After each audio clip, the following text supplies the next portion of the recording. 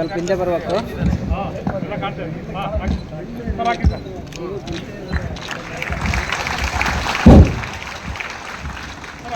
ಭಾರತದ ಭಾಗ್ಯ ವಿಧಾತ ಡಾಕ್ಟರ್ ಬಾಬಾ ಸಾಹೇಬ್ ಅಂಬೇಡ್ಕರ್ ಅವರಿಗೆ, ಭಾರತದ ಭಾಗ್ಯ ವಿಧಾತ ಡಾಕ್ಟರ್ ಬಾಬಾ ಸಾಹೇಬ್ ಅಂಬೇಡ್ಕರ್ ಅವರಿಗೆ, ಸ್ವಾಭಿಮಾನದ ಬದುಕು ಡಾಕ್ಟರ್ ಬಾಬಾ ಸಾಹೇಬ್ ಅಂಬೇಡ್ಕರ್ ಅವರಿಗೆ, ಸಂವಿಧಾನ ಶಿಲ್ಪಿ ಡಾಕ್ಟರ್ ಬಾಬಾ ಸಾಹೇಬ್ ಅಂಬೇಡ್ಕರ್ ಅವರಿಗೆ, ಡಾಕ್ಟರ್ ಬಾಬು ಜಗಜೀವನ್ ರಾಮ್ ರವರಿಗೆ, ಕೆಚ್ಚದೆ ಹೋರಾಟಗಾರರು, ಸ್ವಾಭಿಮಾನದ ನಾಯಕ.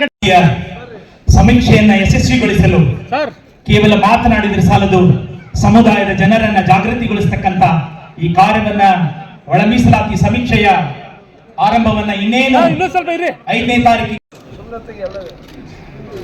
ಜೈ. ಈ ದಿನ ಬೃಹತ್ ಮಟ್ಟದಲ್ಲಿ ತಮ್ಮ ಸಮುದಾಯ ಬಹಳ ಅದ್ದೂರಿಯಾಗಿ ಮಾಜಿ ಸಚಿವರಾದ ಆಂಜನೇಯವರು, ತಿಮ್ಮಪ್ಪವರು ಎಲ್ಲ ಹಿರಿಯ ಮುಖಂಡರು ಬಂದು ಒಂದು ಸಭೆ ಒಳ ಮೀಸಲಾತಿ ಬಗ್ಗೆ ಸಭೆಗಳು ಬಹಳ ಯಶಸ್ವಿ ಮಟ್ಟದಲ್ಲಿ ನಡೆಸಿದ್ದೀರಾ. ಹೇಳಿ ಸರ್, ಒಂದು ಒಳ ಮೀಸಲಾತಿ ಬಗ್ಗೆ ಒಂದು ಈ ಸಭೆ ತಮ್ಮ 1000 ಜನ ಬಂದು ಒಗ್ಗಟ್ಟು ಪ್ರದರ್ಶಿಸಿದ್ದಾರೆ, ಹೇಳಿ ಸರ್ ಇದ್ರ ಬಗ್ಗೆ.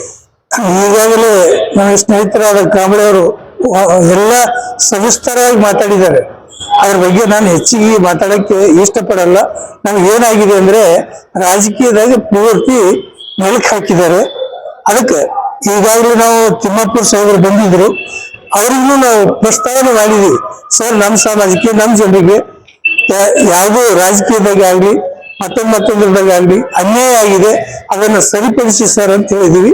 ಏನು ಒಳ ಮೀಸಲಾತಿ ಇದು ಎಲ್ಲ ಆಂಜನೇಯವರು ಮಾಡ್ತಾ ಇದಾರ, ಬಹಳ ಒಳ್ಳೆ ಕೆಲಸ ಮಾಡ್ತಾ ಇದಾರ. ಇದಕ್ಕೆ ನಮ್ಮ ಎಲ್ಲರದು ರಾಜ್ಯದಾಗ ಸ್ಪಂದನೆ ಇದೆ. ಆಮೇಲೆ ರಾಜಕೀಯದಾಗ ಹೇಳ್ಬೇಕು ಅಂದ್ರೆ ನಮ್ಮ ಸ್ಟೇಟ್ನಿಗೆ ಇಡೀ ಕರ್ನಾಟಕದ ಒಬ್ಬರು MLA ಇದ್ದಾರೆ. ಹೋದ ಸಾರಿ ದೊಡ್ಡಮನಿಯವರಿದ್ರು, ಈ ಸಾರಿ ಅವರಿಗೆ ಟಿಕೆಟ್ ಕೊಡ್ಲಿಲ್ಲ, ಟಿಕೆಟ್ ಸಹಿತ ಕೊಡ್ಲಿಲ್ಲ ಕಾಂಗ್ರೆಸ್ದು. ಆದ್ರೂ ನಾವು ಕಾಂಗ್ರೆಸ್ದಾಗ 50% ದುಡಿತಾ ಇದ್ದೀವಿ, ನಮ್ಗೆ ಯಾರು ಪರಿಗಣನೆ ಮಾಡ್ತಾ ಇಲ್ಲ.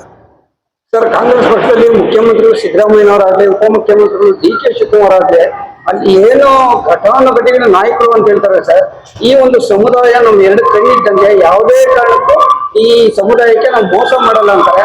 ಟಿಕೆಟ್ ಮಾತ್ರ ಕೊಡ್ತೀವಿ, ಅವ್ರು ನಿಲ್ಲಿ ಅಂತ ಹೇಳ್ತಾರೆ ಸರ್. ಅದ್ರ ಬಗ್ಗೆ ಸರ್, ಟಿಕೆಟ್ ಕೊಡ್ತೀವಿ ಅಂತಾರೆ, ಆದ್ರೆ ನಮ್ ಜನಗಳಿಲ್ಲ, ಮತದಾರ ಇಲ್ಲ, ಅವ್ರಿಗೆ ಯಾಕೆ ಟಿಕೆಟ್ ಕೊಡ್ಬೇಕು ಅಂತಾರೆ, ಹೇಳ್ತಾರೆ ಬಾಯ್ಲಿ, ಆದ್ರೆ ಮಾಡಕ್ ತಯಾರಿಲ್ಲ. ಇದು ಉದಾಹರಣೆ ಏನಂದ್ರೆ ನಮ್ ರಾಮಕೃಷ್ಣ ಅವರು ಹೋದ ಸಾರಿ MLA ಆಗಿ ಒಳ್ಳೆ ಹೆಸರಿತ್ತು ಗದಗ ಡಿಸ್ಟ್ರಿಕ್ಟ್ ಶಿರಾಕಿನ ಕ್ಷೇತ್ರದಲ್ಲಿ. ಅವರಿಗೆ ಟಿಕೆಟ್ ಕೊಡ್ಲಿಲ್ಲ, ಕಡೆಗೆ ಅವ್ರು ಇಂಡಿಪೆಂಡೆಂಟ್ ಆಗಿ ನಿಲ್ಲಂತ ಪರಿಸ್ಥಿತಿ ಬಂತು. ಎರಡನೇ ಸ್ಥಾನದಾಗ ಅವರೇ ಬಂದಿದ್ರು. ಒಂದ್ ವೇಳೆ ಅವ್ರಿಗೆ ಟಿಕೆಟ್ ಕೊಟ್ರೆ ಅವರೇ ಬರ್ತಿದ್ರು. ಇವತ್ತಿನ ದಿವಸ ಮಿಸ್ ಆಗಿತ್ತು ಅಂತ ನಮಗೆ, ಆದ್ರೆ ಅದು ಟಿಕೆಟ್ ಮಿಸ್ ಆಗಿದೆ, ಕಟ್ ಮಾಡಿದ್ರು.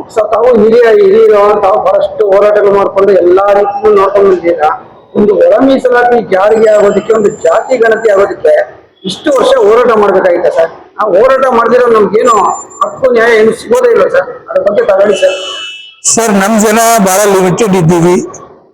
ಈಗ ಡೋರು ಸಮಗಾರು ಏನು ಸಮುದಾಯದ ಇದರಲ್ಲಿ ನಾವು ಸಮಗಾರಲ್ಲಿ ಮಚ್ಚಗಾರ ಅಂತಾರ, ಮೋಚಿ ಅಂತಾರ, ಏನೇನೋ ಬೇರೆ ಬೇರೆ ಅಂತಾರ, ಅವರೇ ಬಂದಿಲ್ಲ. ಆಮೇಲೆ ರಾಜಕೀಯದಾಗ ಇವ್ರು ಬರ್ಲಿಕ್ಕೆ ಹೊರಗೆ ಬರೋದಿಲ್ಲ. ನಮ್ಗೆ ಎದಕ್ ಬೇಕ್ರಿ, ನಾವು ನಮ್ಮ ಮನೆ ಬಲ, ನಮ್ಮ ಸಂಸಾರ ಬಲ, ಬೇಡ ಅಂತ.